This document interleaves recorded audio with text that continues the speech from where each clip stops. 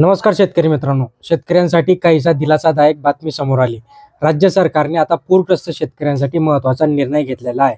आता याआधी राज्य सरकारने अतिवृष्टी बाधित शेतकऱ्यांच्या रखडलेल्या किंवा खरडलेल्या शेतजमिनीसाठी मोफत माती, गाळ, मुरुम आणि कंकर दिला जाणार असल्याची माहिती पुढे आली आणि ही एक जमिनीची सुपीकता वाढवण्यासाठी महसूल मंत्री हा मोठा निर्णय घेतल्याचं समजते। आता पूरग्रस्त शेतकऱ्यांसाठी त्यांची जमीन, गौण खनिजे इत्यादींवर रॉयल्टी माफ करण्यात येणार असल्याचे देखील समोर येत आहे। दरम्यान राज्य सरकारच्या या निर्णयाची तात्काळ अंमलबजावणी करण्याचे आदेश राज्यातील सर्व जिल्हाधिकाऱ्यांना देण्यात आलेले आणि या संदर्भातील अधिकृत सूचना देखील जारी करण्यात आली। आता याच्यातनं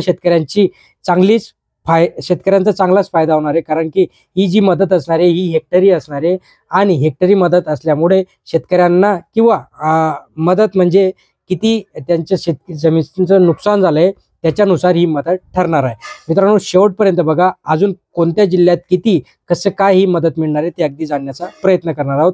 चॅनलला अजून सबस्क्राईब केलं नसेल सबस्क्राईब करून ठेवा, लाईक करून ठेवा, जास्तीत जास्त शेअर करा। बघा, जर विचार केला आपण तर शेतकऱ्यांना जगाचा पोशिंदा म्हटलं जातं, पण सध्या राज्यातील शेतकरी संघटना या कचाट्यात सापडल्या आहेत अतिवृष्टी आणि पुरामुळे शेतकऱ्यांच्या घराचं आणि पिकांचं त्याचबरोबर त्यांच्या जमिनीचं मोठं नुकसान झालं होतं। आता सोलापूर जिल्ह्यात सीना नदीला सप्टेंबर महिन्यात महापूर आला होता। या पुरात शेतकऱ्यांची पिकं तर वाहून गेलीच, पण जमीन देखील वाहून गेल्या आहेत। जमिनीला 10 ते 15 फुटाचे खड्डे पडलेत। नदीने पाण्याचा प्रवाहाचं बदलल्याने सगळे होत्याचं न होतं झालं। आता अशीच काहीशी परिस्थिती उर्वरित महाराष्ट्रात देखील आहे।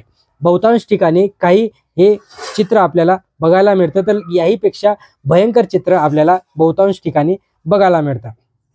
आता सर्वाधिक नुकसानीचा जर विचार केला आपण तर सर्वाधिक नुकसानी हे कुठं झालंय तर आणि कसं झालंय तर महाराष्ट्रामध्ये ऑगस्ट आणि सप्टेंबर महिन्यामध्ये झालेल्या अतिवृष्टीमुळे तब्बल 30 जिल्ह्यांमध्ये शेतकरी आणि शेती पिकाचं खूप काही मोठ्या प्रमाणात नुकसान झालं होतं। गेल्या 2 महिन्यांमध्ये राज्यात पावसाचं थैमान आहे। आता कुठं पाऊस हा थांबलेला आहे आणि पूर आणि अतिवृष्टीमुळे शेतकऱ्यांच्या मोठ्या प्रमाणावर नुकसान झालं होतं।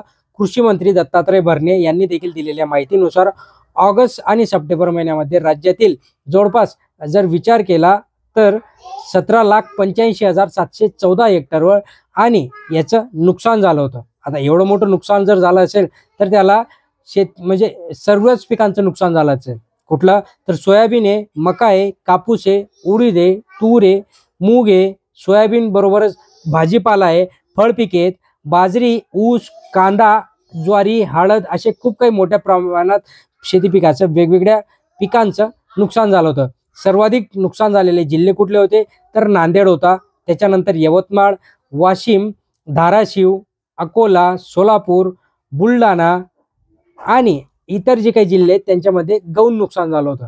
जवळपास या सगळ्या जिल्ह्यांचा विचार करता 195 तालुक्यांमध्ये या अतिवृष्टीच्या नुकसान झाले असून 654 महसूल मंडळातील खरीप पिकांचं मोठ्या प्रमाणात नुकसान झालं होतं आणि त्याच्याच संदर्भात राज्य शासनाने 31,000 कोटी रुपयांचं पॅकेज जाहीर केलं होतं आणि या पॅकेजनुसार आता शेतकऱ्यांना ते वाटप तर सुरूच आहे, पण त्याचबरोबर शेतकऱ्यांची जी काही खरडलेली जमीन आहे त्यासाठी देखील अनुदान म्हणून हे राज्य शासनाचा मोठा निर्णय समोर आलेला आहे। मित्रांनो, अगदी चांगली बाब आहे आणि शेतकऱ्यांना हे नक्कीच फायद्याचं ठरणार आहे। मित्रांनो, धन्यवाद।